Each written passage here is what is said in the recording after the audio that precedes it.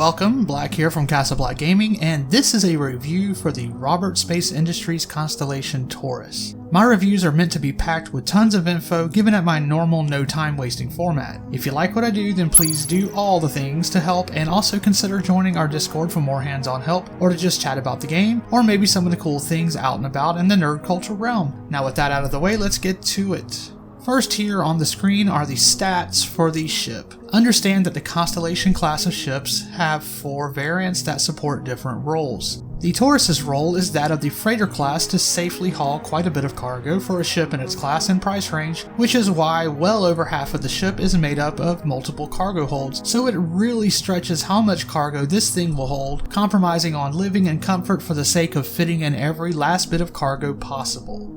As far as weapons goes, the Taurus has 6 guns, which are made up of 4 size 5 hardpoints located on those large thrusters and 2 size 2s in the top turret. It also has 4 missile racks, each holding size 2s for a grand total of 24 missiles, with the racks being fixed so there is no swapping to downsizables. As far as size goes, the length is 61 meters, the width or beam is 26 meters, the height is 14 meters, the crew complement is 3 to 4 but easily soloable. The cargo space is 174 STUs, and the max SCM speed is 144 meters per second.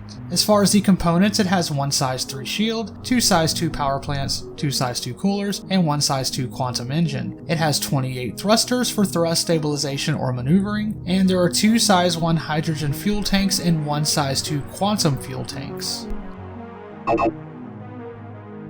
As for the living accommodations, I think this area is where things are kind of lacking, and why you can definitely tell this ship is for cargo hauling and brief missions and not something to live in. While yes, there are 4 beds in a semi-comfy looking seat, there is no kitchen, and this is by design. Now I suppose this puts the Taurus into more of a short-term hauler status as opposed to hauling stuff across multiple star systems, but without being in the game yet, this is not something we need to be concerned with. But if you were hoping this ship could be the end-all be-all cargo hauler, you would be mistaken, and it is probably more akin to an actual truck driving rig, where a driver will have a bed, maybe a few comforts, but not a full-blown living quarters, and is expected to make pit stops for real food and better accommodations. This ship is certainly not for those hoping to 100% live on the ship as a cargo hauler. There are currently 6 paint schemes available in the store, allowing you to look like anything from a large safety cone, which is my personal favorite, to a military transport. The Taurus is meant to be a full-blown medium-sized cargo hauler for a small crew of 3 to 4 that can take care of itself if pirates decide to show up unexpectedly. It is good for doing trading runs where you go and purchase commodities from stations or moon outposts and haul those trading items to a trading location such as those trading facilities on planets like Hurston or ArcCorp. The Taurus is also good as a daily hauler to take a few org mates or friends along to do planet-side bunkers or cave missions, since she can haul ground vehicles and since there is seating for 4 or more people, and it makes a nice little base of operations to work from. You can also use it to haul the rock DS or a couple of them, or normal rocks if you want to do some ground mining. There is also a small secure hold located under the front turret that is supposed to be able to handle secure or illegal packages, which will be hidden from scans, so this could be useful with the new illegal cargo missions coming in patch 3.17.2 in July.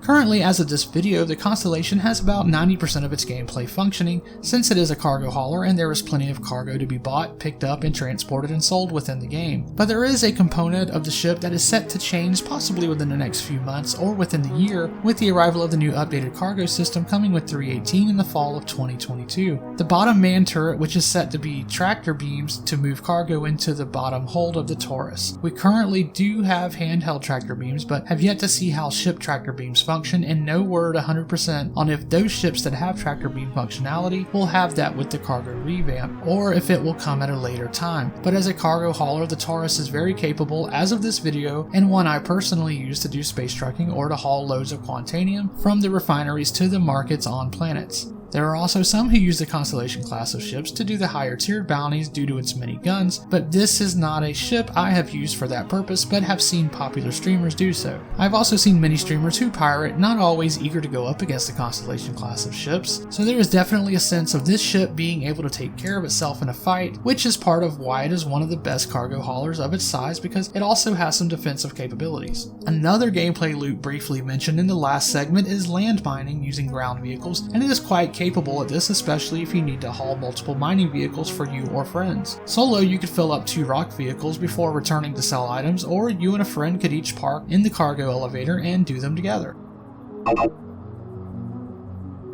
The good news for the Taurus is that it comes standard with laser repeaters, so right away you will not have to worry about the firepower it can deal out, or worry about upgrading the weapons. However, it's usually not the weapons that cost the most money. The ship components are super pricey. Now keep in mind that shop prices vary depending on where you choose to pick them up at, so these prices will be a median average of what I found on Urkel Games' website. So if you're looking to find them at their cheapest prices, I suggest you head there to choose where you should pick them up at for their cheapest prices. I'm not listing the actual component names here in this video. For that, you will need to check out my loadout video for the Taurus, which will be linked at the end of this video, where I go over the builds recommended for specific situations. Without the coolers, your total will be 337,600 credits. With the coolers, you're looking at another 116,200 credits, bringing the total up to about 453,800. For more detailed info on which exact components and the reasons I give for choosing them, make sure to subscribe to the channel and check out my playlist, which includes guides and of course up-to-date loadouts.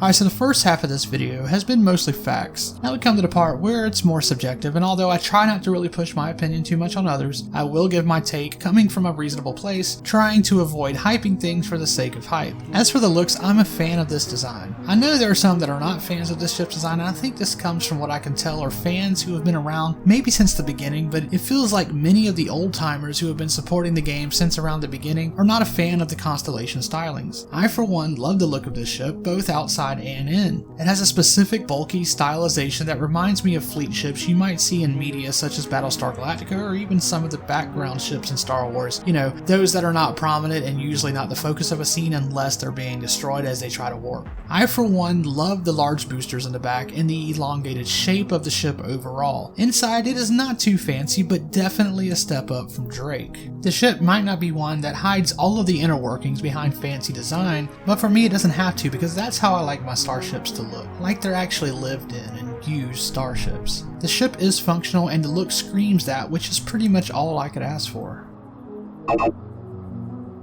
Alright, so is the ship fun? Well, I enjoy using the ship, but not necessarily flying it, particularly landing it. As far as cargo haulers go, I like the speed when taking off or leaving atmosphere compared to some of the other cargo haulers, which can be on the slow side. It is a huge, bulky ship, and you feel that when you do things like rolling or trying to course correct while landing. Now, even though it's not a zippy little ship, so therefore you won't be doing crazy trench runs or cool stunt pull-ups at the last minute, there is a sense of enjoyment even while landing, because you need to concentrate, and so you get that excitement of having to be a decent pilot to land it properly. And every time I land it without it tipping forward, which by the way seems to happen less with flight sticks, I feel accomplished. So while it's not fun in the same way low flying the Scorpius over Daymar can be, it has a different feeling that is fun and makes you feel like you're a real space trucker pulling off great parking jobs, and the sense of accomplishment and relief when arriving safely with a load of Quantanium is definitely something I enjoy experiencing.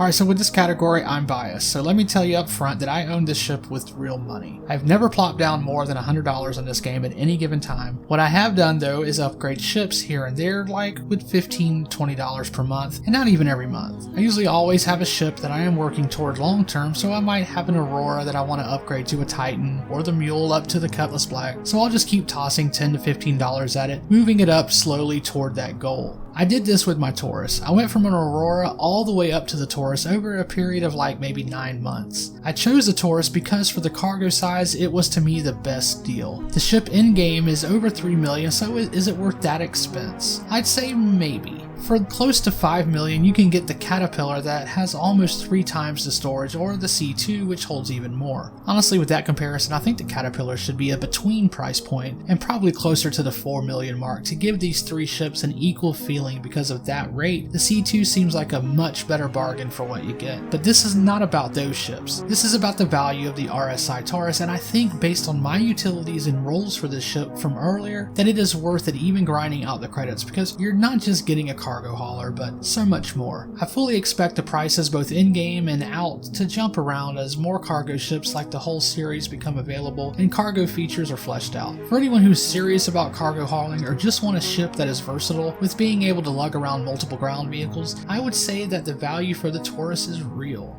So that's going to do it for the ship review of the Constellation Taurus. I hope I answered any lingering questions about your decision to own the ship or not. Now, my experience with owning every cargo hauler in the game is limited. All I have done here is display the statistical information for you and given my insights after owning the ship and using quite a bit, but my basis for comparing it to the other haulers is not enough to put into video format, which is why this review does not have a comparison section. I will one day get around to comparing all of the haulers in a separate video, but that will be further down the road after I've had a chance to do more testing. The one thing I want you to take away from this video is what you can do and expect if you own this ship.